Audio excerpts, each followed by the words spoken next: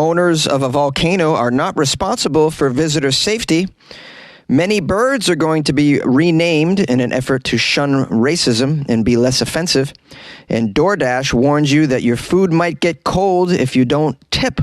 These are the weird stories for Thursday on Weird AF News, the only daily weird news podcast in the galaxy. I'm Jonesy, the host of Weird AF News. Thanks for spending some time with me. Let's get right to it. Owners of a volcano that erupted deny responsibility for visitor safety. I didn't know you could own a volcano. Man, these things are dangerous. They belong in the wild. How do you own a volcano? I thought it was only for the evil villains who had like an underground lair next to the volcano and then a window looking out on the magma. Are you guys envisioning what I'm envisioning? That's how you own a volcano, and you do it right. Apparently, we have landowners of a New Zealand volcano that fatally erupted in 2019. They were taken to court over visitor safety because of this incident. Let's find out if you're culpable when someone visits your island and there's a volcano on your island and it erupts.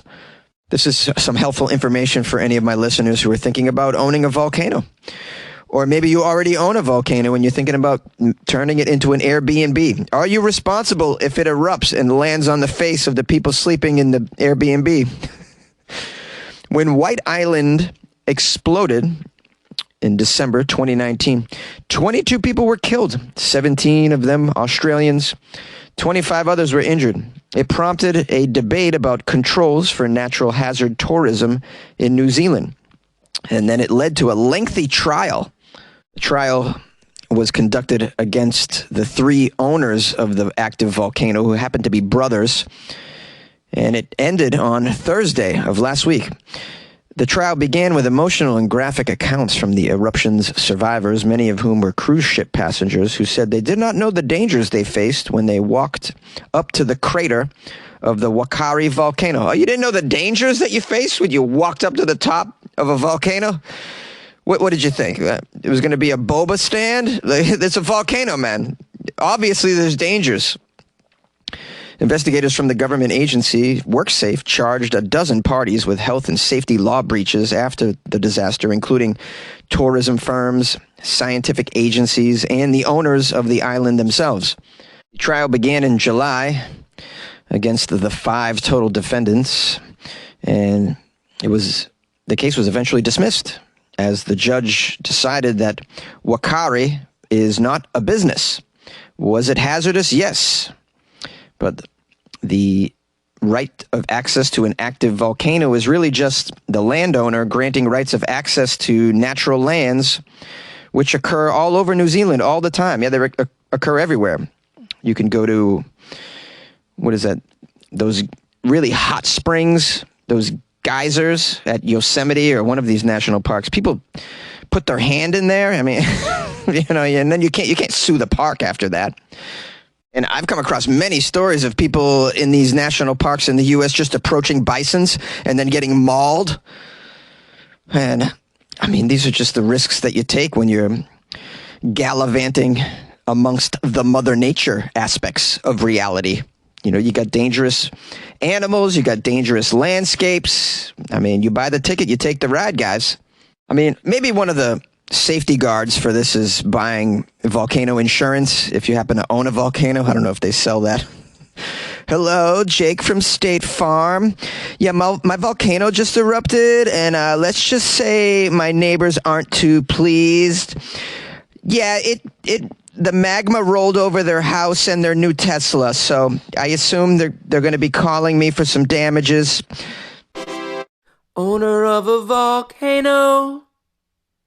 Owner of a volcano. Owner of a volcano. Yay! Dozens of birds will be renamed in an effort to shun racism.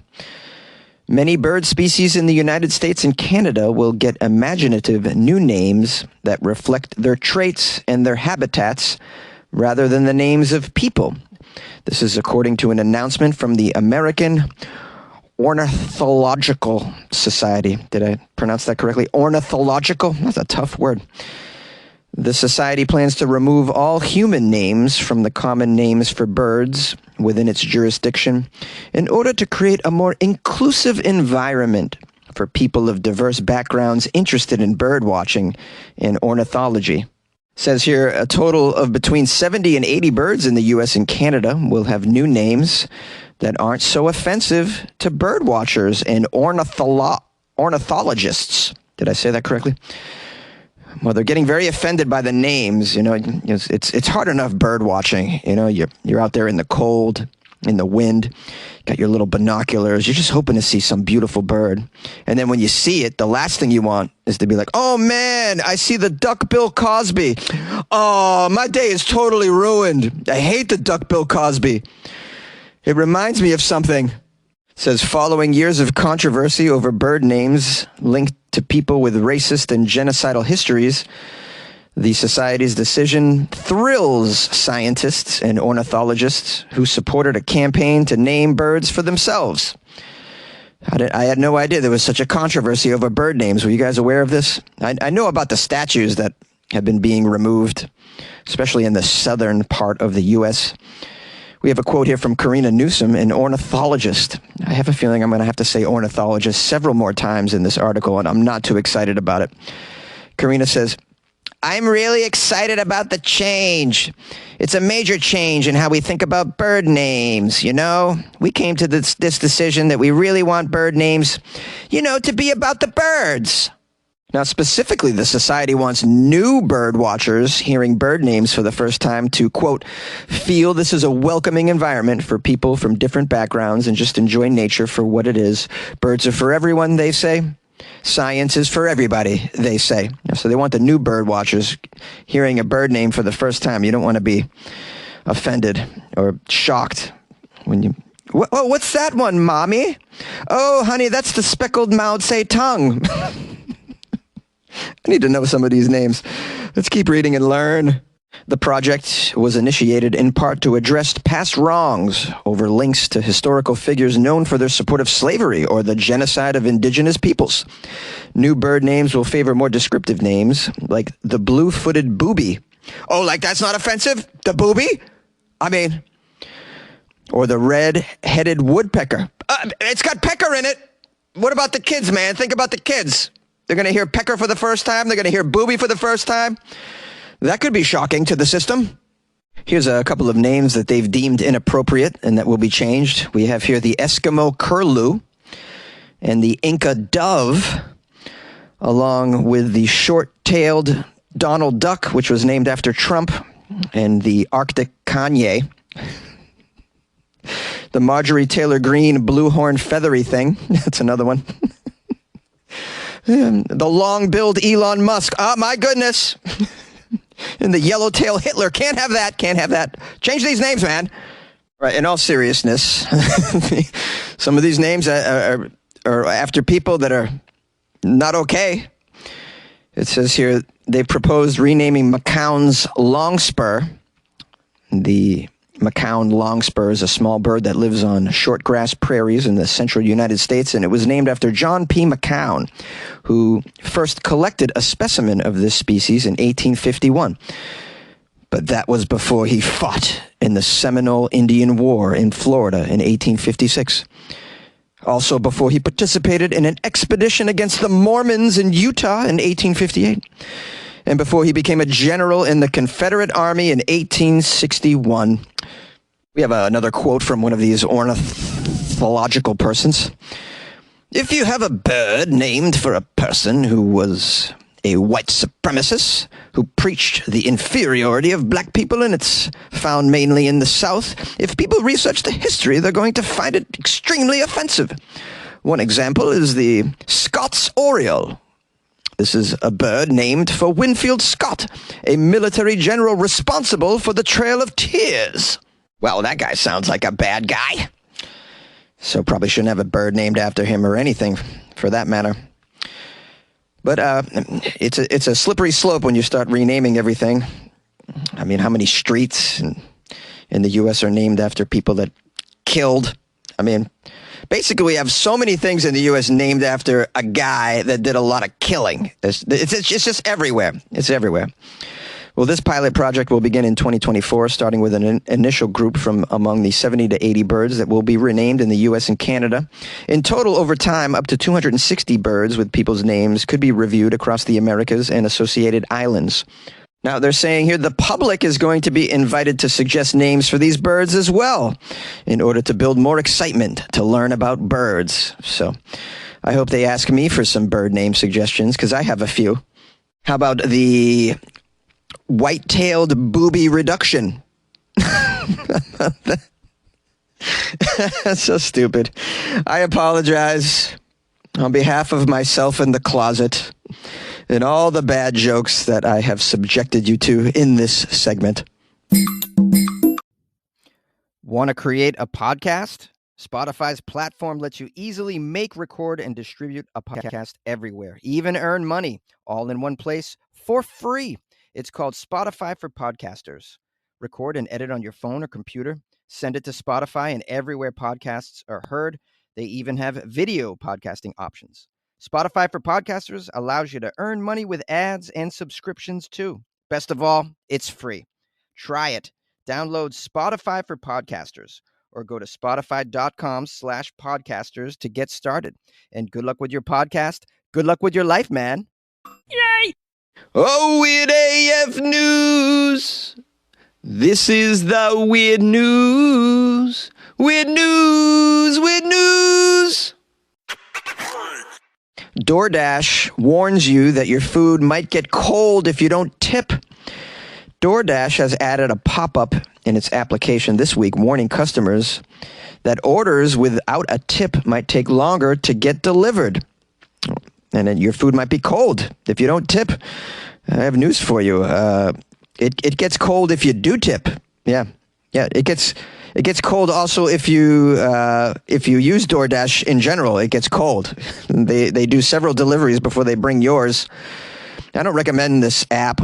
I'm not a big fan of third-party food delivery apps in general. They often take so long to get to your door. And if you have an issue, like they screw up your order, you can't get a refund. Let's keep reading and find out in what other ways they've acted like a jerk, this DoorDash company. I mean, imagine the nerve of them telling you have to tip before service rendered. I mean, in what world do you tip before the service is rendered? Oh, before I find out if my order is wrong, I have to tip? I have to tip before I find out if the food is cold? That's great. That's great. It almost sounds threatening, like, yes, nice falafel you have here. It'd be a shame if something were to happen to it now, wouldn't it? So let's just dig down into how this is happening. If you enter 0 in the tip amount in the DoorDash app while placing an order, apparently an alert pops up with the following warning. Orders with no tip might take longer to get delivered. Are you sure you want to continue?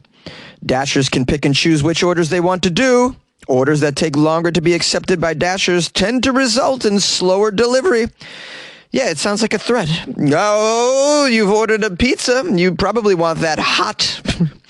Well, it'd be a shame if your pizza got there cold now. Wouldn't it be a shame? Again, demanding that people tip before the service is rendered. That's the whole point of a tip. They're saying that this move appears to be an effort by DoorDash to show customers that drivers are likely going to prioritize more profitable work.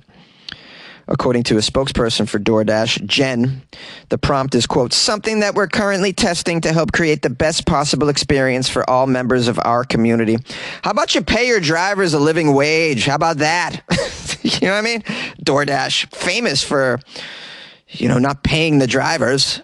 It's ridiculous. The fees that they collect on the side are just out of control. And then you have to tip on top of that. Pay your drivers, bro. Pay your drivers.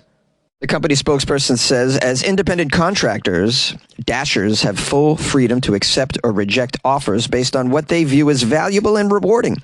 While the vast majority of customers do leave a tip, offers that don't include a tip can be seen as less desirable.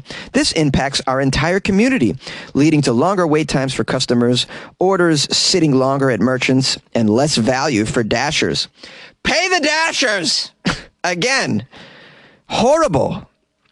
How much longer before this company goes out of business? I mean, fingers crossed, guys. The article says, while tipping isn't something anyone who lives in America should be surprised about doing, pre-tipping is a relatively new concept in our gig economy. Yeah, that's pre-tipping. I don't agree with it. Tipping should occur after the service has been rendered. The tip is sort of a value on your experience. Well, if you haven't had the experience yet, how are you supposed to tip on it? This is ridiculous. Now, the article ends with a person who claims to be a former DoorDash driver who claims he often passed up offers where no tip was included, as those with tips had more of a guarantee for his time. He said, quote, "If you want to wait an extra 1 to 2 hours to get your food, then don't add an extra $1 or $2. That was his advice. I have an alternate piece of advice for you, and that is don't order from these third-party delivery apps because they just completely gash you. It's already expensive enough for this fast food for some reason. The prices have soared over the past 3 years for whatever reason. I saw like a Big Mac meal at McDonald's was like $15 or something. I mean, come on, man. What are you talking about? Just order and then pick it up. Hello, my friends and loyal listeners of the Weird AF News podcast. I appreciate you spending a little time with me. Hope you enjoyed the episode. This is a Thursday, so tomorrow's Friday, as you know. It usually follows Thursday, and on Friday, as many of you know, I only do weird news from Florida. I call it Florida Friday on Weird AF News if you happen to be new to the show, so brace yourself for the Florida news. It can be shocking and offensive. If you guys come across weird Florida stories, feel free to send them my way. funnyjones@gmail.com, or you can slide them in my DMs, into my DMs is proper English. Slide them into my DMs on Instagram at funnyjones. Pretty cool, pretty cool. So we'll try and do the best Florida Friday episode that we can do. If you'd like to call the show because you were triggered by any of these stories, or you just want to say hello and give me a nice greeting, the number is 646-450-2012. I'm going to publish a few phone calls after this outro, so if you'd like to listen to some listener calls, please hang around for that. I want to give thanks to Caroline. Sweet Caroline bought me coffee. She bought me coffee off my website, weirdafnews.com. And she wrote me a little note. Greetings from Kansas.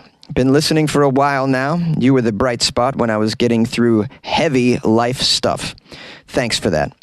Hope you take care of yourself, Jonesy. Maybe buy a smoothie along with a good crunch candy bar. And good luck with your life, man. Good luck with your life, Caroline. And thanks for the generous coffees that I woke up to this morning. I appreciate that. It was very nice of you, Caroline. I hope you have an amazing weekend, and stay warm in Kansas, baby. Stay warm in Kansas. I've been to Kansas a couple times. I spent some time in a Kansas jail. I think I've mentioned that a few times on the show. Other than that, I have pretty good memories of Kansas. Went to a baseball game, that kind of thing. It's pretty cool. Hung out with a very beautiful woman from Kansas. Oh, is she lovely, lovely. I got an email from Mary Kay from New York. She wrote, Jonesy, I laughed when you mispronounced Samhain. Yes, Mary, I don't know how to say that word. Someone else sent me a message about that too. I realized I didn't pronounce it correctly. Mary says, it's actually pronounced Samhain. Sow, like a female pig. Samhain. Strange how you get Samhain out of those letters, but okay.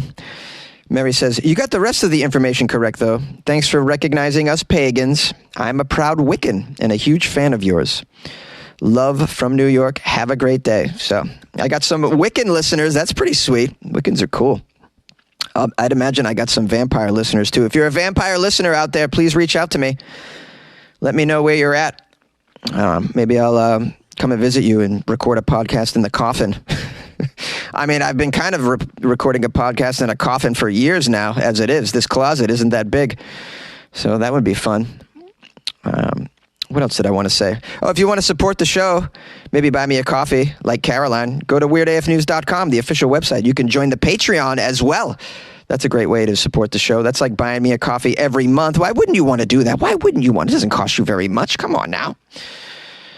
Anyways, tomorrow being Friday, we're looking forward to the Florida Friday episode, and I hope you'll join me for that. And I'll lead you into the weekend with some good Florida news, all right? Take care of yourselves, guys, and good luck with your life, man. Hey, Jonesy, this is Nicole in Cincinnati. I have never felt the need to call before, but after hearing about the restaurant that wants to charge for kids running amok, I haven't even finished the episode yet. That's just crazy. I have found that the best parents are those that have never yet had children because it's easy for them to judge everything. I have children of my own, and I have lots of friends with special needs children, and you can't always see that they are special needs. And to judge them, you said people that have been staring off into space on their phone, they could just be exhausted. Are you saying that, like, kids with autism or ADHD or other behavioral issues can't go out to eat? The parents can't have a rest? Not everybody is all, has the means to always get a babysitter just to go out to a restaurant because, as you noted, it's not cheap to go out to eat. And to try to find a babysitter on top of that is a bit much. And to get mad at kids that are running outside, yeah, whatever. Unless this is some sort of closed outside dining area, no, outside is fine. There's been plenty of times that my kids were acting up and we took them outside till they calmed down and then come back into the restaurant. And, I'm guilty on if I'm in a section that's like one of those rooms, my son ran circles because he had that much energy and there was no one else in the restaurant in that area. So if it's not bothering anybody, no big deal. Thanks. This is a message for Lily. Lily, this is Hannah. I know that life for you is very hard,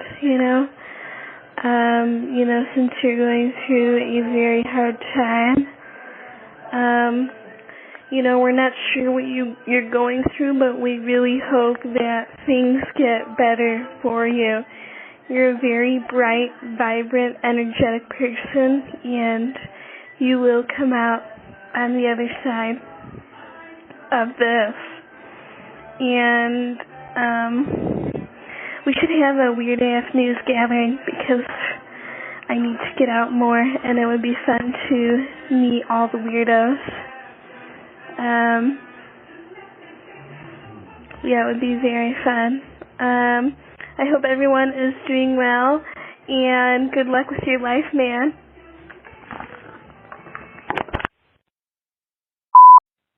Hey, Jonesy, this is Smokey calling, man. And on your recent podcast, you went through 3 episodes where there was no mention of drugs whatsoever. And, a lot of times I'll call in and do a disclaimer if you don't mention that you don't condone your listeners doing drugs. And, there wasn't any mention, so I didn't have to call in and do that. But, even so, I was listening to the podcast and, I was totally wasted because I find that enhances my listening pleasure. And, there was, even though no mention of drugs in any of the stories, you were doing your outro and you said, support the show, maybe have a listening party and pass around a doobie. And you laughed and said, who calls it a doobie? And you said, I'll tell you who does. The people in the mystery machine. And that was a reference to Scooby-Doo. And you said, yeah, man, have a listening party and watch some Scooby episodes. And I thought, man, that's a great idea. And I thought, I'll have to call and have Jonesy do a disclaimer on himself. And then I thought, no, I'm just going to skip that and watch some episodes because I'm totally wasted and I got the munchies. And maybe I'll just watch some episodes of Scooby-Doo and maybe I'll eat some munchies myself. And then the calls started to play. And one of the things I love about you, Jonesy, is how you'll play callers that maybe you don't even agree with, but you'll let everyone have their say, even if you don't agree with them. And this woman, she didn't give her name, but I guess it must have been Karen, because she said, I like you, Jonesy, and I think you're funny, but I don't think your callers are funny. She says, I think they're stupid and they're not funny. And I thought, man, that's bad. That's harsh, because I think the callers to your show are funny, and a lot of them, they're just respectful, nice people that care about each other. And I thought, this woman is not very nice. And she said one of the things that she does is just turn off the show when the callers start. And I thought that's the best thing for her. She should do that. And anyway, she just harshed my mellow, man. And you know what I had to do? I just was stuck and lost and depressed, so I had to smoke another bowl. So she owes me money for that. So I think she should make a donation to you, Jonesy. And you don't even have to pay me back for that. That'll just be a donation to you on behalf of me for the money that she owes me for harshing my mellow. And Karen, if you're listening, which you probably aren't because you turn off the show, then you just keep turning it off. And that's the best thing for you, because Jonesy callers are funny and they're loving people who are a great community who support each other. They say that the children are the future. But when they say this, they fail to take into account that the future as a concept is just a linguistic placeholder for a time or a period of time that can never come to pass. It's always just one moment away by definition. And so when they say that the children are the future, I feel like they're saying that there is no future, such as the great rock and roll band, the Sex Pistols, once postulated. No future, no future, no future for me. The children are not the future. They are the present. This has been the future speaking. Thank you.